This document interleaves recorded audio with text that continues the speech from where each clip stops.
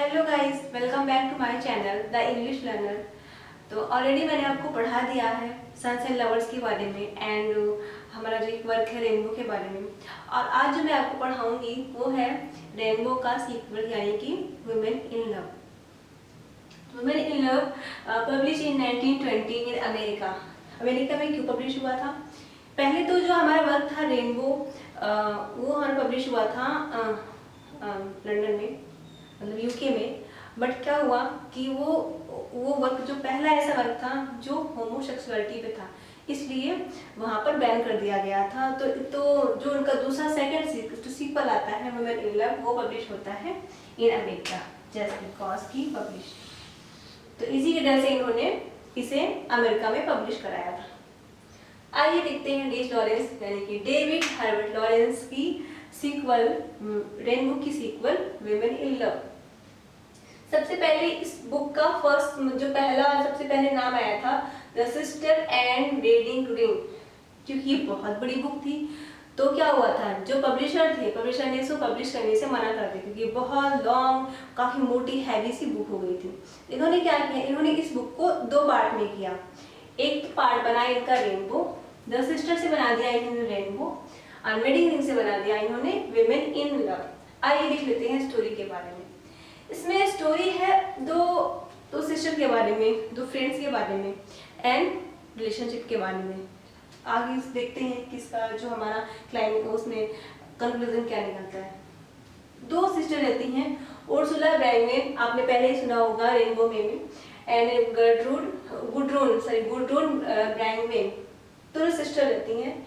इनको दो लड़के मिलते हैं जिसमें रूपर्ट बिर्किन मिलता है उर्सुला को एक पार्टी में, इन अ पार्टी, एंड इनको और इसे मिलता है जेराल्ड क्रिच, इसकी बहन है डियाना। एंड ये लड़का जेराल्ड क्रिच, जेराल्ड एक कोल माइनर है, एंड जो बिर्किन वो इंस्पेक्टर है। कहाँ पे? स्कूल में इंस्पेक्टर है। तो ये इसकी जो एक और गर्ल है, मतलब इसकी पहले भी, क्योंकि जो ये लड़के भी अलग अलग थे बट इनकी भी इन दोनों की अच्छी खासी फ्रेंडशिप हो गई थी। रूपर्ट बिर्किन की एंड जेराल्ड क्रिच की अच्छी फ्रेंडशिप हो गई थी। तो इसकी पहले से गर्लफ्रेंड थी, इसका नाम था हार्मोनी रोडाइस। तो ये जो थी, इसे पता चलता है, ये पहले इस लड़की ने पहले तो इसे छोड़ दिया था, बट जब ये धीरे धीरे उर्सुला की तरफ अट्रैक्टिव होता है तो ये भी उसको अट्रैक्टिव लगने, पहले ये लड़का ही लड़की को अट्रैक्टिव नहीं लगता था, बट जैसे जैसे वो दूसरी लड़की की ओर जा रहा है तो ये इसे भी अट्रैक्टिव लग रहा है। तो ये क्या करती है, ये इस पे डालती है बट ये मना कर देता है।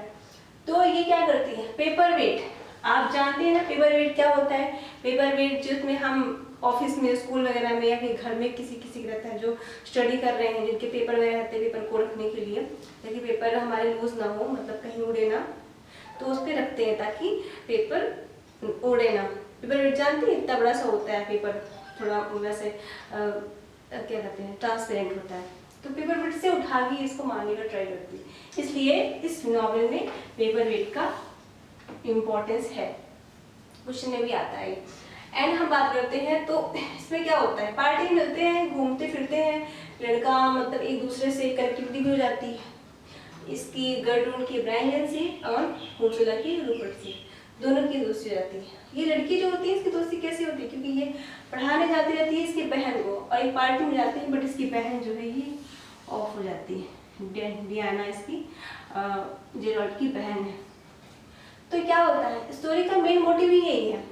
बाद में क्या होता है, ये लोग जाते हैं लंदन ट्रिप, और लंदन इन लोग के थोड़ा ठंडा रहता है क्योंकि लंदन काफ़ी ठंड होती है लंदन में।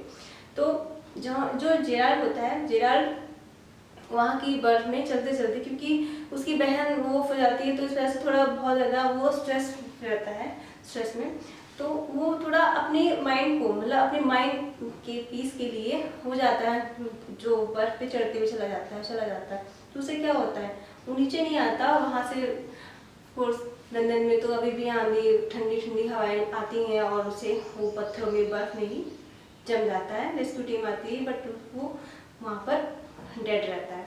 तो आते हैं तो लोग, रेस्क्यू टीम आती है, उठा के लेके जाती है, सबको पता चलता है। ये भी आते हैं तुरंत लंदन वहाँ पर देखते हैं तो इससे यही कहता है, ये बहुत ज़्यादा ही अप्स हो जाता है इसकी डेट से, कि डेट की खबर सुनकर, इसको देखकर।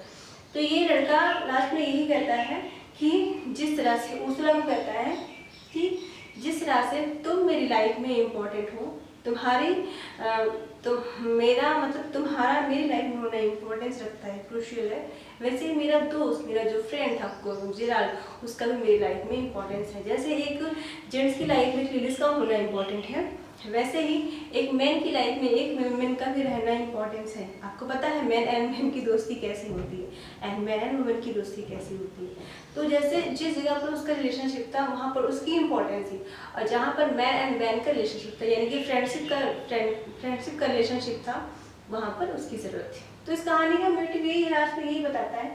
इसकी ये कहानी को बहुत ही एक वीक के मतलब जेराल्ड के मरने के एक वीक के बाद ये स्टोरी जो है नॉवल खत्म होती है।